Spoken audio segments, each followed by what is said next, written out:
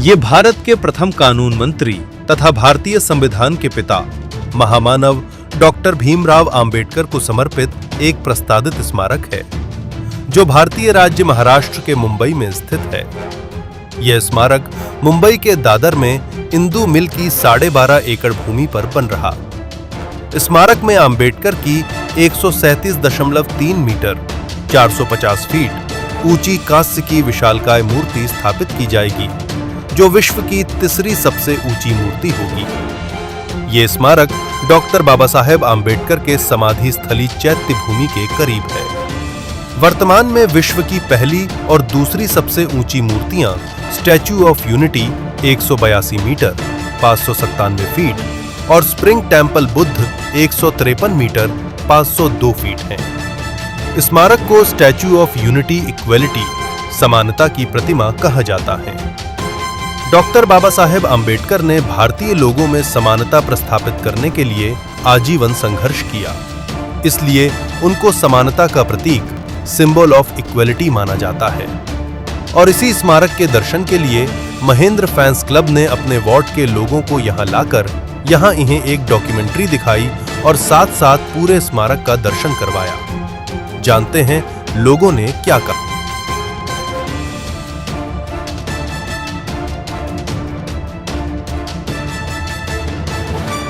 आज का जो दर्शन का प्रयोजन ये है कि 1 जनवरी 2023 में स्वर्गीय एकनाथराव गायकवाड़ के जन्मदिन पे एक इंदू मिल जब बन रही थी, तो हमने वो प्रयोजन किया था लोगों को, लेबर कैंप के लोगों को जयंती के उपलक्ष्य में ये सब दिखावा देखने का।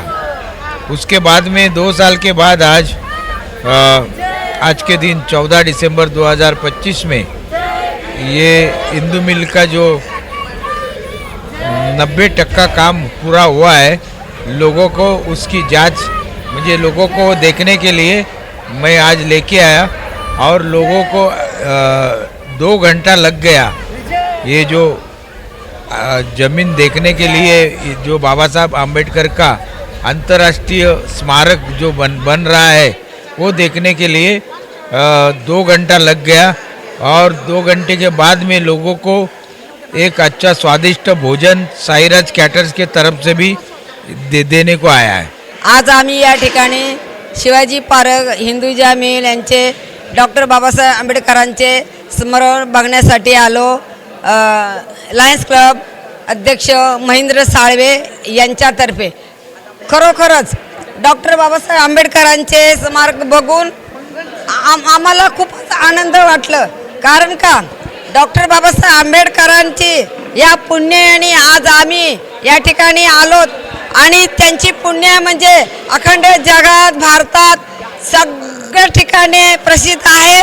परमपूज्य डॉक्टर बाबासाहेब आंबेडकर आणि आज आम्ही ही चारी दिशा पाहत आहोत, कोणामुळे तर डॉक्टर बाबासाहेब आंबेडकरांमुळे।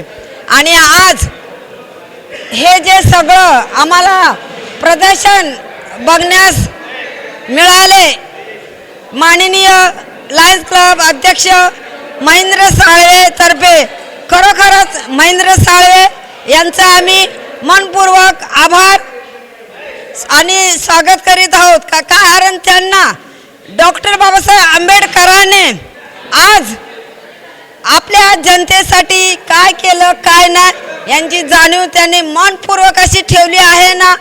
कारण का डॉक्टर बाबासाहेब आंबेडकर हे जगात भारतात सगळीकडे प्रसिद्ध आहे। असे महामानव डॉक्टर बाबासाहेब आंबेडकर यांच्या या हिंदुजा मिल स्मारक बघण्यासाठी आज अपन सर्व या ठिकाणी उपस्थित झालो। मुंबई में सबसे पहले इधर ही बन रहा है जो हिंदू मिल। तमाम हमारे बाबा साहब अम्बेडकर के अनुयायी, उन्होंने बहुत बड़ा आंदोलन खड़ा किया, उसके माध्यम से ये सब हम लोग ने प्राप्त किया। आज इतना बड़ा स्मारक बन रहा है, बहुत बड़ी बात है। मैं गवर्नमेंट का, जिन आंदोलन में जो लोग शामिल थे, उनका सबका शुक्रिया अदा करता हूँ। कब हुआ था ये आंदोलन और किस लिए हुआ था? आंदोलन इसलिए हुआ था कि हिंदू मिल की जगह हमें चाहिए। 2003 में 2003 से लड़ते आए। कि 2003 में मैंने 50,000 सिग्नेचर कैंपेन किया था। ये हिंदू मिल की जगह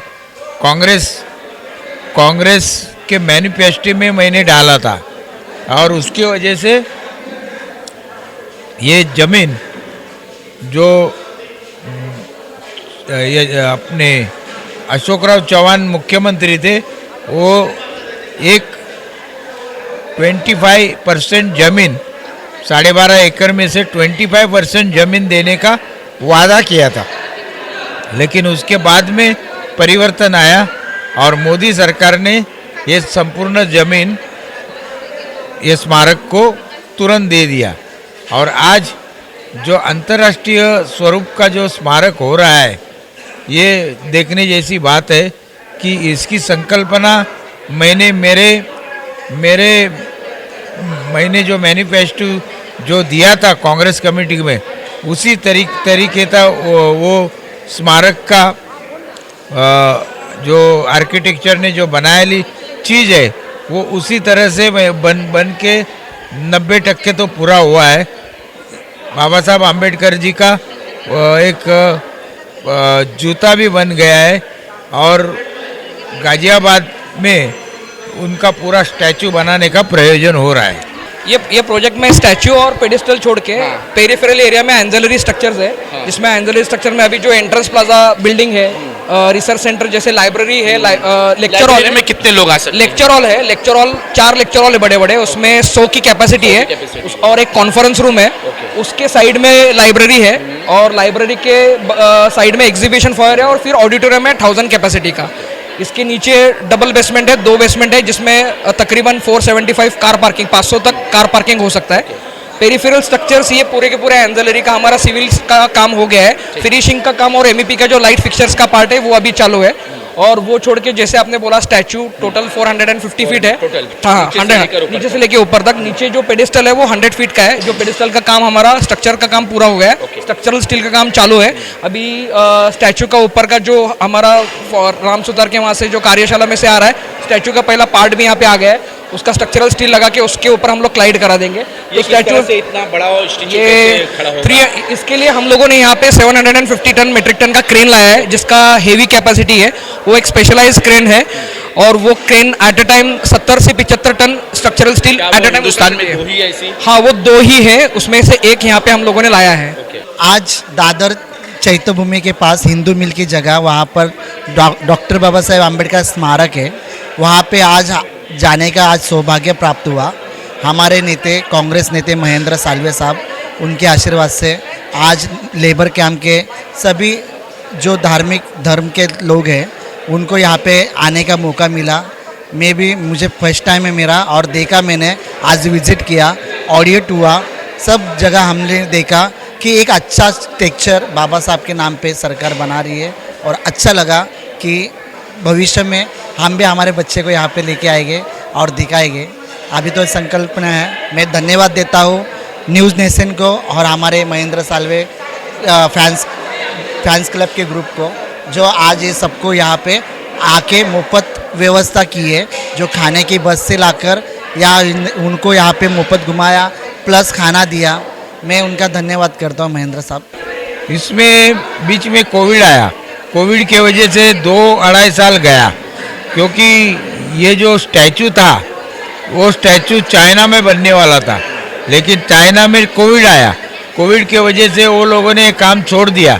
फिर इधर के जो इंडियन भारतीय स्टैचू बनाने वाले राम सुतार, वो राम सुतार ने गाजियाबाद में ये स्टैचू का प्रयोजन किया और वो स्टैचू अभी 2027 तक पूरा हो जाएगा। पूरे हिंदुस्तान में 4 ऐसे स्टैचू हैं जिनको सबसे बड़ी है, सबसे पहले राम मंदिर है, फिर उसके बाद वल्लभ भाई पटेल का है, उसके बाद शिवाजी महाराज का है, फिर उसके बाद बाबा साहब आम्बेडकर का है। कितना भव्य बन रहा है, 450 फीट कहा जा रहा है कि ऊंचा होगा ये। 450 में से 350 स्क्वायर फीट स्टैचू है और 100 मीटर वो स्टैचू उसके ऊपर रहेगा। इसके मिलकर 450 मीटर का मीन्स कम से कम 20-22 फ्लोर का बिल्डिंग होती है, उतना स्टैचू जाएगा। और वो स्टैचू के अंदर ही एडिटोरियम, ऑडिटोरियम ये सब रखे हैं। लाइब्रेरी, ऑडिटोरियम, जो बेसमेंट में पार्किंग भी बताई जा रही हाँ बेसमेंट में 550 लोगों का पार्किंग बताया है और हजार की कैपेसिटी का ऑडिटोरियम है। शर्मकानंद हॉल का 8,000 है और ये दूसरा नंबर का ऑडिटोरियम रहेगा मुंबई में। तो अभी ये जो एंट्रेंस है, ये जो दीवारें हैं, ये दीवारें किस चीज़ की बनी हुई हैं? ये स्टैचू पे जो भी स्ट्रक्चर के ऊपर जो क्लाइडिंग आने वाला है, ये सैंडस्टोन का क्लाइडिंग हम लोगों ने किया है। कहाँ से लाई है? ये बंसी बहारपुर जो राजस्थान में है, वहाँ से ये सैंडस्टोन आया है और वो सैंडस्टोन को हम लोग क्लाइड कर रहे हैं और उसके हिसाब से ये चल रहा है। आप बताते कि इसमें राम मंदिर का भी पत्थर लगे हुए हैं। इस जो भी स्टोन वहाँ पे यूज़ किया है वो सेम टू सेम स्टोन यहाँ पे यूज़ हो रहा है और वही स्टोन हम लोग लगा रहे हैं। तो ये लोगों के लिए आने के लिए कब से ये ओपन होगा? अभी हम लोगों का तो डेडलाइन जैसे परसों भी बात किया था कि दिसंबर का है वो टारगेट में हम लोग 2027 तक जाएगा। अभी हम लोग पूरी कोशिश कर रहे हैं कि वो जल्दी हो जाए। क्या सरकार इस पे चार्जेस भी रखेगी आने के लिए? वो इतना आइडिया नहीं है सर। ठीक है, जिस तरह से श्रद्धालु जब वो अंदर एंटर करेंगे तो सबसे पहले उन्हें क्या सामने दिखाई देगा? सबसे पहले एंट्रेंस प्लाजा है जो अभी हम लोग जो लेफ्ट और राइट हाँ लेफ्ट और राइट में, वहाँ से आने के बाद में टिकट काउंटर और लगेज रूम रहेगा। वहाँ से टिकट निकाल के वो अंदर आ सकते हैं और अंदर से पेरीफेरी से जैसे परिक्रमाज है और जो विविंग गैलरी है वहाँ से अंदर जा सकते हैं। और जो बस से आएंगे यहाँ पे सेपरेट बस पार्किंग एरिया भी दिया हुआ है जहाँ पे बस पार्किंग 4 बड़े बस वहाँ पे पार्क हो सकते हैं और नीचे फिर बेसमेंट भी है। कार के बेसमेंट से ही नीचे से रैंप है, बेसमेंट के उसमें कार लग सकती है। ये जो डिस्टेंस है इसके अंदर एक साथ कितने लोग एंटर कर सकेंगे? वो इतना कैपेसिटी का तो अभी जैसे एक साथ में जो हमारा यहाँ पे अभी क्योंकि हमने देखा है जब 6 दिसंबर होता है बाबा साहब का तो इतनी पब्लिक आ जाती है कि बीएमसी उसको कंट्रोल नहीं कर पाती, तो वही पब्लिक क्राउड आपके वहाँ आएगा। वो का तो सब आर्टिकुलेशन लेके आर्किटेक्चरल ने और क्लाइंट एमएमआरडी ने किया हुआ है, बट उसका और भी इसके जब ये स्ट्रक्चर बन जाएगा तब जो भी वो डिसीजन मेकर्स है और जो ऊपर है वो ये डिसाइड करेंगे कि वो जो पॉपुलेशन जो रिवॉल्विंग होगा वो कैसे अंदर छोड़ा जाएगा। हम जब यहाँ पे रेलिंग पे चल रहे थे तो यहाँ पर धूप की वजह से काफ़ी जो गर्मी लग रही थी लोगों को। जब ये ऑन द स्पॉट जब ये गर्मी का मौसम होगा तो ये क्या ओपन होगा, क्या गर्मी लगातार उस पर आते रहेगी क्या? अभी इसके लिए तो बाजू में लॉन किया है, ओपन तो ये तो सेम ही है, उसके ऊपर तो कुछ नहीं आएगा। लॉन से वहाँ पे स्प्रिंकलिंग्स रहेगा जिसके लिए फिर आगे जाके लॉन पे अगर पानी भी नहीं रहेगा तो वो ठंडा रह सकता है। और अंदर का तो एरिया जो सरफेस फ्लोर टू फ्लोर है वो तो इतने बड़े हैं कि अंदर एसी है क्या वहाँ पर? अंदर एसी है पूरा प्लांट लगा हुआ हमने देखा है पूरे एसी एयर कंडीशनिंग अंदर। अच्छा, इसमें स्पेशल खास चीज क्या है बताने के लिए जो इंटरनेशनल लोग जो आकर यहाँ पे देखेंगे और समझेंगे इसको? स्टैचू इटसेल्फ खास ही है, उससे अलावा कुछ और क्या खा सकते हो सर। क्या इसके फेस के बारे में आप कुछ कह रहे थे कि ये मुंबई की तरफ इशारा कर रहे हैं? हाँ, वर्ली सीलिंग की तरफ।